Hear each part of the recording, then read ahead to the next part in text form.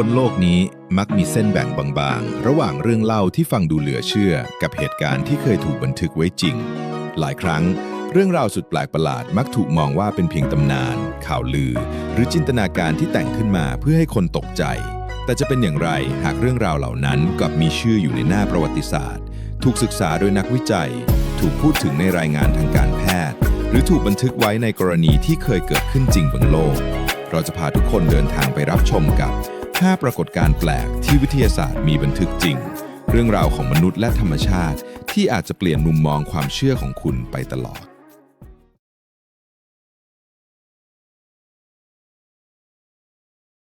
เรื่องแปลกเรื่องแรกเราเดินทางไปที่เทือกเขาเซียร่าโมเรนาประเทศสเปนกับเรื่องราวสุดเหลือเชื่อของชายชาวสเปนนามว่ามาโกสโรดริเกสปันโตคาในช่วงทศวรรษที่ 1950 ช่วงตอนวัย 7 ขวบตามคำบอกเล่าของมาโกสเขาถูกพ่อส่งตัวหรือขายให้กับเจ้าของที่ดินเพื่อให้ไปช่วยเลี้ยงแพะบนภูเขานายจ้างได้พามาโกสเข้าไปในหุบเขาลึกอันห่างไกลเพื่อให้ช่วยงานชายชราเฝ้าแพะคนเก่าแต่หลังจากนั้นไม่นานชายชราคนดังกล่าวได้เสียชีวิตลงส่วนนายจ้างก็หายตัวไปและไม่เคยกลับมาอีกเลยปล่อยให้เด็กน้อยต้องเผชิญหน้ากับความโดดเดี่ยวและชะตากรรมที่ไม่รู้ว่าจะรอดชีวิตไปได้อีกนานแค่ไหนท่ามกลางความสิ้นหวังในถ้ำมืดร่างกายของมาโกสเริ่มขาดแคลนอาหารจนเกือบจะสิ้นลมแต่แล้วจุดเปลี่ยนที่ไม่มีใครคาดคิดก็เกิดขึ้น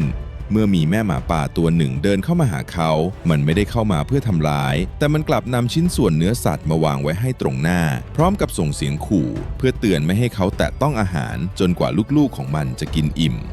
มาโกสยอมปฏิบัติตามอย่างว่าง่ายและเหตุการณ์นั้นทำให้มาโกสเชื่อว่ามันคือจุดเริ่มต้นที่ทำให้เขาค่อยๆอยู่ร่วมกับพวกมันได้มาโกสใช้ชีวิตร่วมกับพวกมันยาวนานต่อเนื่องเกือบ12 ปีเต็มเขาเรียนรู้วิธีการล่าสัตว์การหาพืชประทังชีวิตและทักษะการเอาตัวรอดในสภาวะวิกฤตภาษาคนที่เคยใช้เริ่มเลือนหายไปและถูกแทนที่ด้วยเสียงขู่เสียงหอนการดมกลิ่นและการสังเกตสัญญาณจากร่างกายของสัตว์รอบตัวจนเขาเชื่อว่าตัวเองสามารถเข้าใจสัญญาณเสียงและพฤติกรรมของสัตว์รอบตัวได้จนกระทั่งในปี 1965 เจ้าหน้าที่ตำรวจลาดตระเวนได้พบตัวเขาในสภาพเปลือยกายและส่งตัวเขากลับคืนสู่สังคมมนุษย์ในวัย 19 ปี การกลับคืนสู่สังคมมนุษย์กลายเป็นเรื่องยากลำบากที่สุดในชีวิตของเขา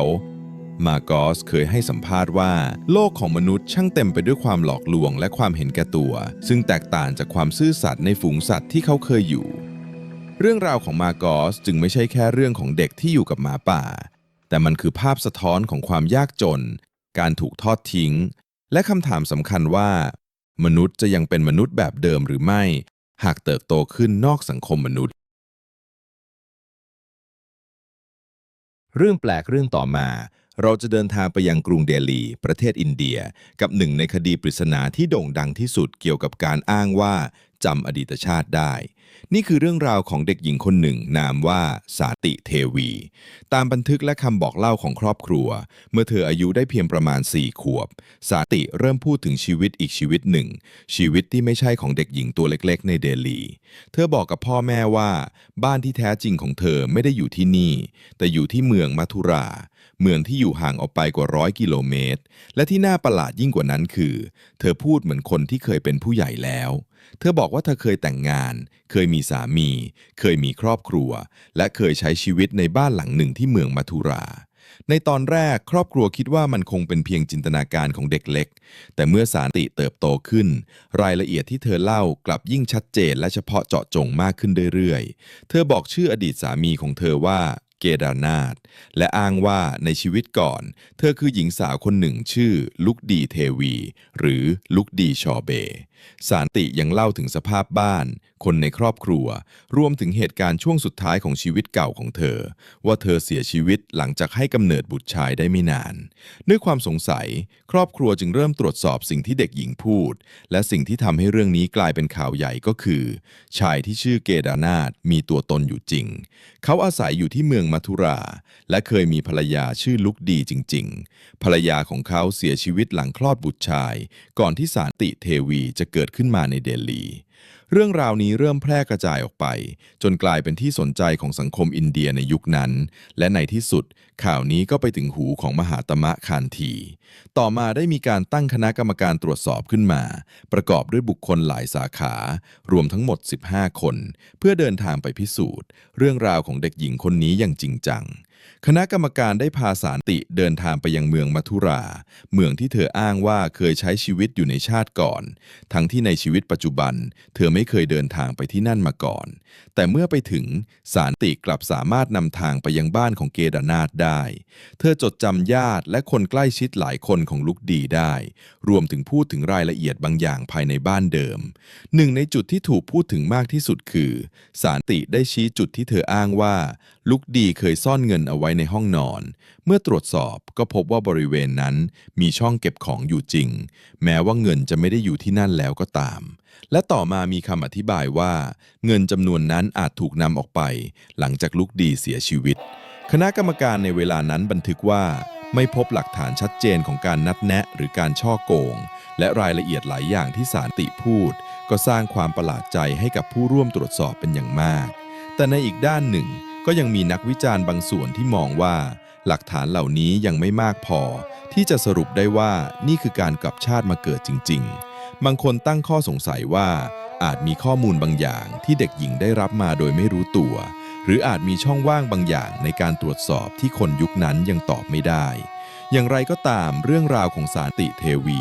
ก็ยังคงถูกจดจำในฐานะหนึ่งในกรณีศึกษาที่โด่งดังที่สุดเกี่ยวกับความทรงจำอดีตชาติเพราะนี่ไม่ใช่แค่เรื่องเล่าจากครอบครัวเล็กๆครอบครัวหนึ่งแต่มันคือคดีที่เคยถูกตรวจสอบถูกบันทึกถูกถกเถียงและถูกพูดถึงมานานหลายสิบปี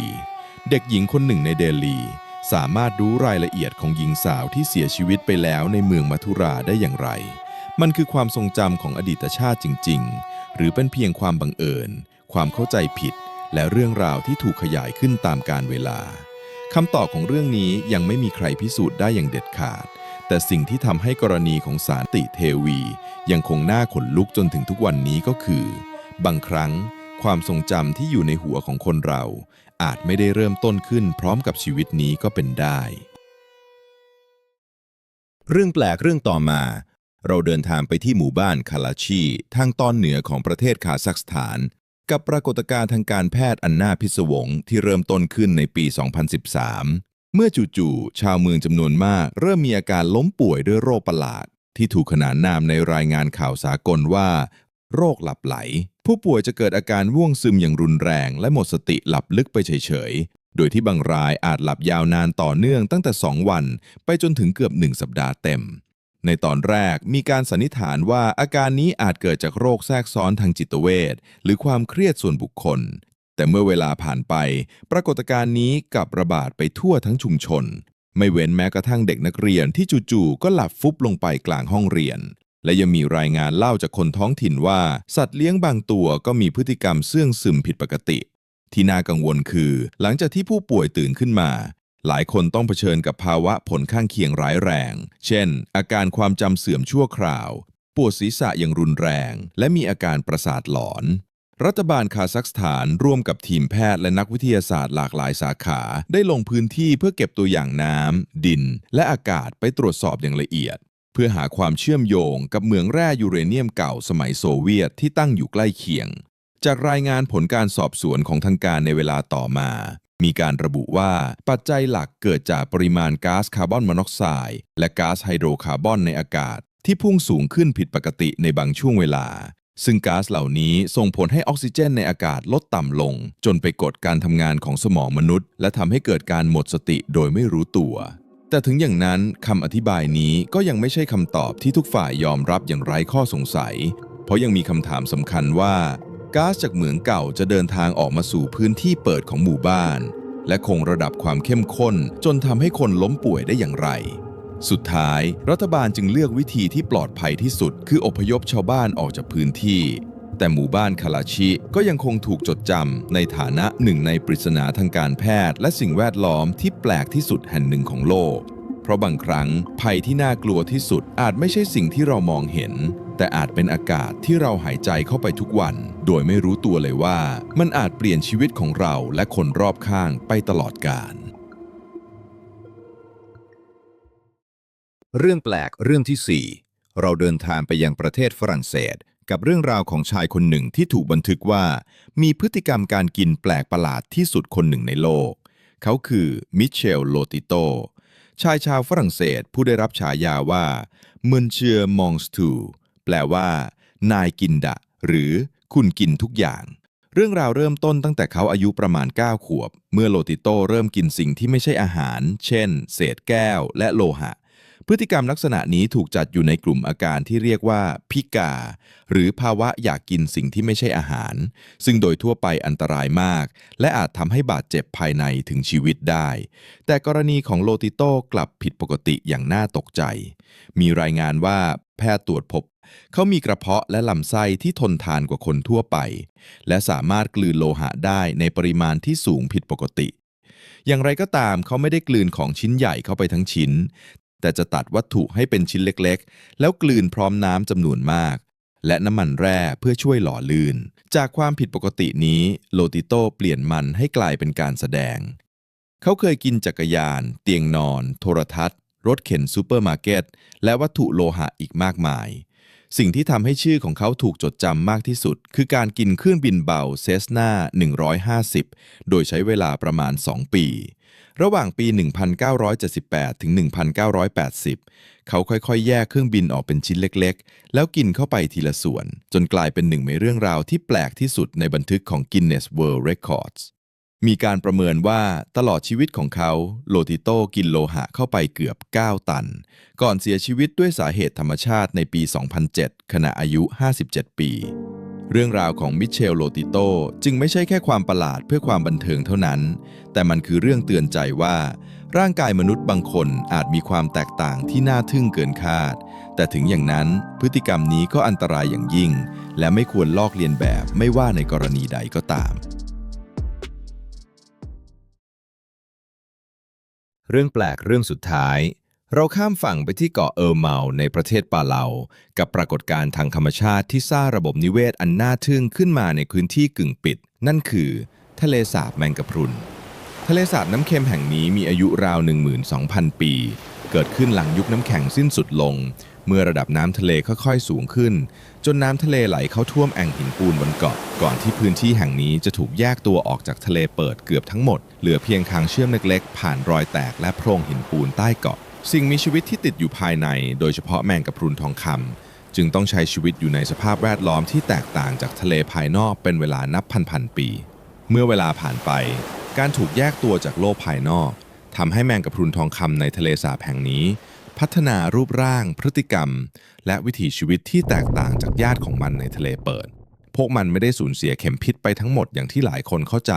แต่พิษของมันอ่อนมากจนโดยทั่วไปแทบไม่เป็นอันตรายต่อผิวหนังมนุษย์สิ่งที่น่าทึ่งที่สุดคือพวกมันใช้ชีวิตร่วมกับสาหร่ายเซลล์เดียวที่อาศัยอยู่ในเนื้อเยื่อของตัวเองทุกวันแมงกะพรุนเหล่านี้จะว่ายตามทิศทางของแสงอาทิตย์เพื่อให้สาหร่ายในตัวได้รับแสงและสังเคราะห์พลังงานกลายเป็นความสัมพันธ์แบบพึ่งพากันระหว่างสัตว์ที่เคลื่อนไหวได้กับพลังงานจากดวงอาทิตย์และใต้ผิวน้ำที่ดูสงบนั้นทะเลสาบแห่งนี้ยังมีชั้นน้ำลึกที่ไม่มีออกซิเจนและมีก๊าซไฮโดรเจนซัลไฟด์เป็นพิษทำให้ Jellyfish Lake ไม่ใช่แค่สถานที่ท่องเที่ยวสวยงามแต่เป็นห้องทดลองธรรมชาติที่ซับซ้อนและเปราะบางอย่างยิ่งปัจจุบันทะเลสาบแห่งนี้กลายเป็นทั้งแหล่งท่องเที่ยวและพื้นที่ศึกษาทางชีววิทยาที่สำคัญในช่วงที่ระบบนิเวศสมบูรณ์นักท่องเที่ยวสามารถลงไปแหวกว่ายท่ามกลางแมงกะพรุนจำนวนมหาศาลได้อย่างปลอดภัยแต่จำนวนของพวกมันก็อ่อนไหวต่ออุณหภูมิน้ำและความเปลี่ยนแปลงของสภาพภูมิอากาศอย่างมากเรื่องราวของทะเลสาบแมงกะพรุนแห่งปาเลาจึงไม่ใช่แค่ภาพสวยงามของธรรมชาติแต่มันคือหลักฐานที่มีชีวิตของการปรับตัวการแยกตัวและวิวัฒนาการที่แสดงให้เห็นว่าแม้ในโลกใบเล็กๆที่ถูกปิดล้อมชีวิตก็ยังสามารถหาทางเปลี่ยนแปลงตัวเองเพื่ออยู่รอดต่อไปได้เสมอ